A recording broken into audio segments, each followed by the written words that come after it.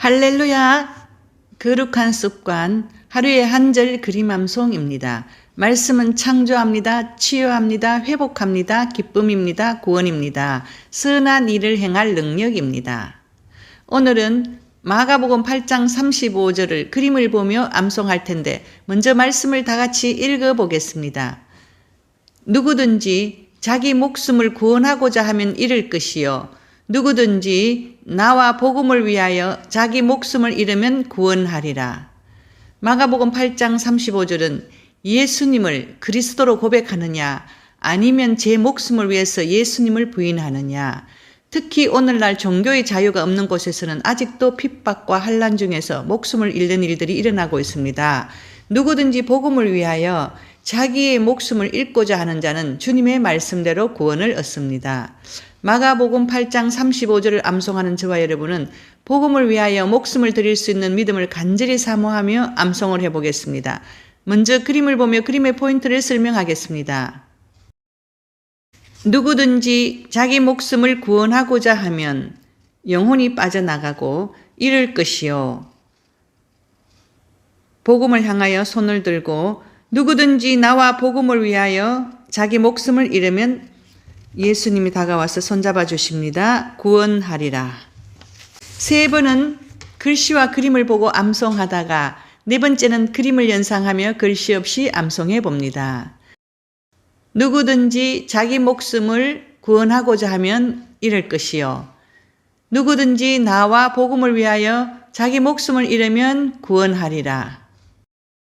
누구든지 자기 목숨을 구원하고자 하면 잃을 것이요. 누구든지 나와 복음을 위하여 자기 목숨을 잃으면 구원하리라. 누구든지 자기 목숨을 구원하고자 하면 잃을 것이요. 누구든지 나와 복음을 위하여 자기 목숨을 잃으면 구원하리라. 누구든지 자기 목숨을 구원하고자 하면 잃을 것이요. 누구든지 나와 복음을 위하여 자기 목숨을 잃으면 구원하리라. 누구든지 자기 목숨을 구원하고자 하면 잃을 것이요. 누구든지 나와 복음을 위하여 자기 목숨을 잃으면 구원하리라. 35절 누구든지 자기 목숨을 구원하고자 하면 잃을 것이요. 자기 목숨을 구원하려는 자, 복음을 포기하고 또 순교의 위험을 피하는 자는 결국 목숨을 잃을 것이라고 주님은 경고하셨습니다. 왜냐하면 그러한 자들은 복음을 믿지 않기 때문에 영원한 생명을 잃게 되는 것입니다. 육신의 생명을 위하여 예수님을 부인하는 자는 육신의 생명은 보존할 수 있을지 모르나 영원한 천국에서의 생명인 영생을 잃게 됩니다.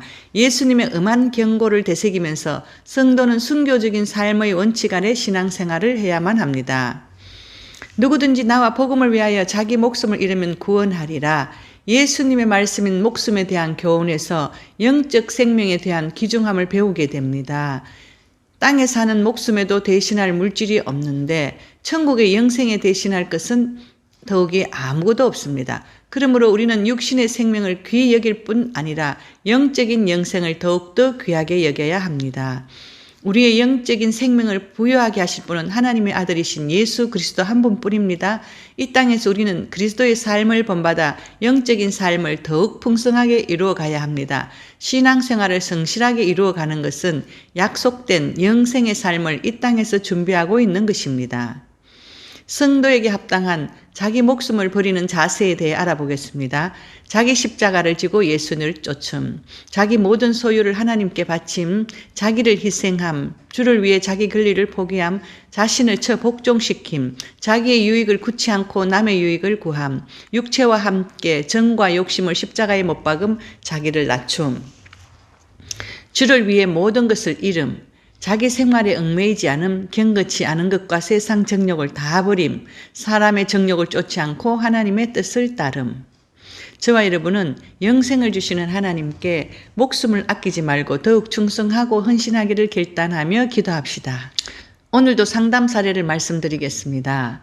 제가 아는 안수 집사님 부부의 아들이 5살 때 백혈병으로 병원에 입원을 했습니다. 제가 그 병원에 신방을 갔습니다. 그리고 아이 엄마에게 기도해 주었습니다.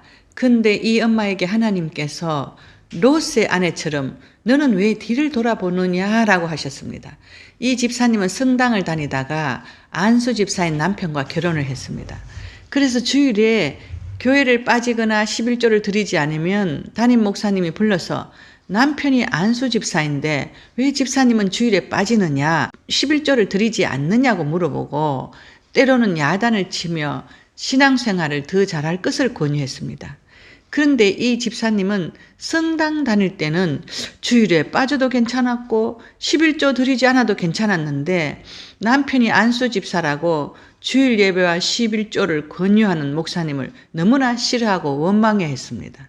이 집사님은 늘 나는 성당 다닐 때가 좋았다. 너무 좋았다. 주일과 11조를 강요하지도 않고 권유하지도 않으니 성당이 너무 좋았고 편했다를 입에 달고 살았습니다. 또 남편에게도 주일 예배와 11조 그리고 교회에서 맡은 사명들을 내게 다 하라고 강요하지 말아라고 싸우기도 자주 했다고 했습니다. 이 집사님은 성당 다닐 때가 좋았다고 하며 믿음에 따르는 사명을 귀찮아하고 힘들어했습니다. 그런데 그 아들의 백혈병을 통하여서 성당 다니던 초신자 때를 좋아하고 믿음의 뒤를 돌아본 것을 금식과 기도로 크게 회개하고 하나님 앞에서 믿음이 자라면서 맡겨주신 직분과 사명 감당하는 것이 하나님의 규례와 법도를 지키는 것이 축복의 통로임을 깨닫고 날마다 회개하고 기도하면서 하나님 앞에 앞으로 신앙생활 잘할 것을 약속하고 아들을 치유해달라고 간절히 기도했습니다. 그리고 6개월 후 그 아들이 백혈병에서 깨끗이 완치되었다는 소식을 전해 들었습니다. 그리고 그 집사님도 하나님을 바로 알고 하나님의 사랑을 깨닫고 기도하다가 하나님의 그 마음을 깨달아서 응답받고 너무너무 기뻐하고 하나님께 잘 믿겠다고 다시금 결단했습니다. 5살 아들이 자라면서 때로는 감기도 걸리고 때로는 배탈도 나겠지만 성장이 멈추는 병에 걸리면 절대 안 되듯이 하나님께서도 자기 자녀들이 뒤를 돌아보며 믿음의 성장이 멈출 때 마음 아파하며 장성한 믿음의 분량에 이르도록 우리들을 강건하시고 축복하시길 원하시는 하나님의 마음을 다시 한번 깨달아졌습니다.